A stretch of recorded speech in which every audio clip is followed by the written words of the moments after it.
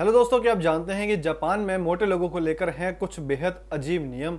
तो इसीलिए जापानी रहते हैं सबसे फिट।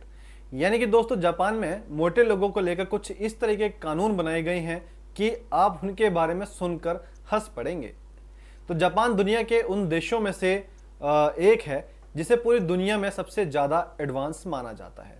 जापान में वेटर कम और ऑटोमेटिक रेस्टोरेंट ज़्यादा हैं, और इस देश में लोग भी बहुत फिट रहते हैं, और स्किन केयर से लेकर बॉडी केयर तक जापान का कोई तोड़ जवाब नहीं है। तो दोस्तों, जापान का जो फिटनेस लेवल है, ये उसको जो बात करेंगे फिटनेस इंडेक्स के बारे में, वो भी एक बेमिसाल है। और एक रिपोर्ट बताती है कि जापानी लोग हफ्ते में कम से कम एक बार तो किसी ना किसी फिजिकल स्पोर्ट्स को जरूर करते हैं और रोजाना चलने की आदत रखते हैं।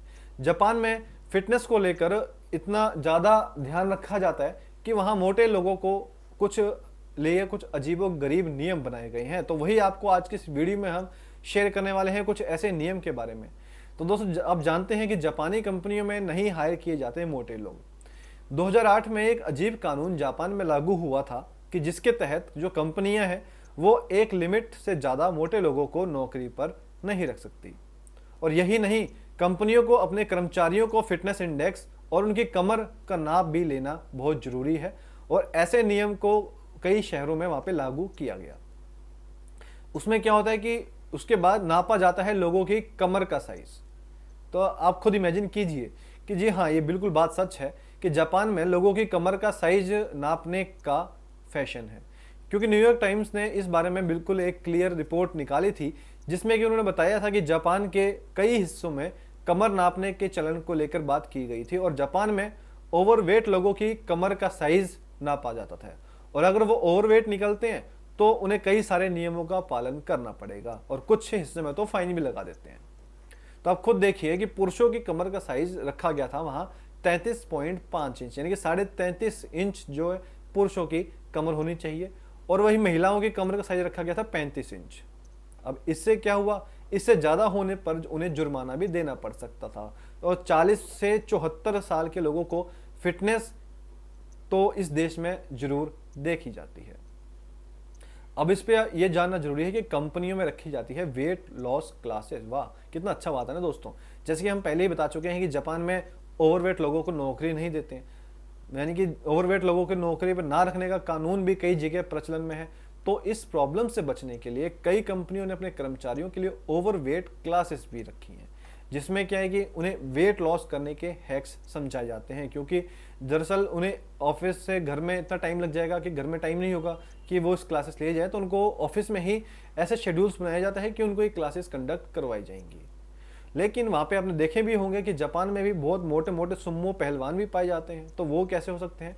तो वहाँ पे सिर्फ सुम्मो पहलवानों को ही मोटा होने की इजाज़त है। जापान में सिर्फ सुम्मो जो पहलवान होते हैं उन्हीं को ही मोटा होने की इजाज़त है, और उनकी कमर का साइज नहीं नापा जाता। बाकी पूरे देश को डाइट बैलेंस करके रखनी होती है।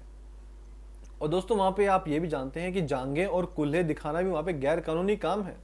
हालांकि ये कानूनी मोटे और पतले दोनों ही लोगों पर लागू होता है। यानी कि जैसे कि हम इंडिया में तो जानते हैं कि जो लोग हैं वो कैपरी पहन के ट्रैवल करते रहते हैं, घूमते रहते हैं, जिसमें उनकी जांघें कूल्हे सब दिखता है। लेकिन वहीं अगर बात करें कि हालांकि ये कानूनी जो कानून है मोटे और पतले दोनों पर लागू होता है, लेकिन अगर आप जापान में किसी पब्लिक प्लेस पर ऐसा करते हैं तो आपको 29 दिनों की जेल हो सकती है वहाँ के लॉ के अकॉर्डिंग। हाँ, कुछ एक्सेप्शंस हैं, जैसे कि अगर स्विमिंग पूल है तो वहाँ तो देखो ऑब्वियस ही बात है कि कपड़े पहन के तो नहाया नहीं जाएगा। कुछ एक्सेप्शंस हैं, जैसे स्विमिंग पूल हो गए, या कोई बीच पे गए हो आप घूमने, तो वहाँ ये सब एक्सेप्शंस है, लागू है, वहाँ आप घूम सकते हो। लेकिन कोई पब्लिक प्लेस पे आप जांघें और कूल्हे दिखाना जो है एक गैर कानूनी काम है जापान के लॉ के अकॉर्डिंग। लेकिन फिर भी पब्लिक प्लेस पर अगर आप लिमिट से छोटे शॉर्ट्स भी नहीं पहन सकते हैं। अब ये सवाल उठता है कि मोटे लोग को लेकर इतने अजीब नियम क्यों बनाए गए? तो उसका कारण है वहाँ पे जापान की जनसंख्या का। दरअसल अगर हम बात करें कि जापान में पूरी दुनिया में सबसे ज़्यादा एजिंग पॉपुलेशन है, और वहाँ के बच्चों को पैदा होने की दर भी कम है। तो ऐसे में अगर वो अपनी जनसंख्या को फिटनेस पे ध्यान नहीं रखेंगे तो उनकी जो इकोनॉमी है वो आधे से ज़्यादा हिस्सा जो है वो हेल्थ केयर में चला जाएगा। और इसीलिए ऐसे कई नियम रूल्स रखे गए जो कि जापान को फिट बनाने में काफ़ी कारगर साबित हुए हैं। तो दोस्तों वीडियो आपको कैसी लगी, जापान के बारे में कुछ अजब गजब कानून जानकर, वहाँ के रोचक फैक्ट्स को जानकर, उसके बारे में आप हमें कमेंट सेक्शन में जरूर बताइए। वीडियो के रिगार्डिंग में कोई क्वेश्चन हो तो भी बताइए। फ्यूचर में वीडियोस को पाने के लिए चैनल को सब्सक्राइब करना ना भूलें ताकि ऐसी वीडियोस आप तक भी पहुंचते रहें। मिलते हैं जल्दी दोस्तों आपको न्यू टॉपिक के साथ। Thanks for watching this.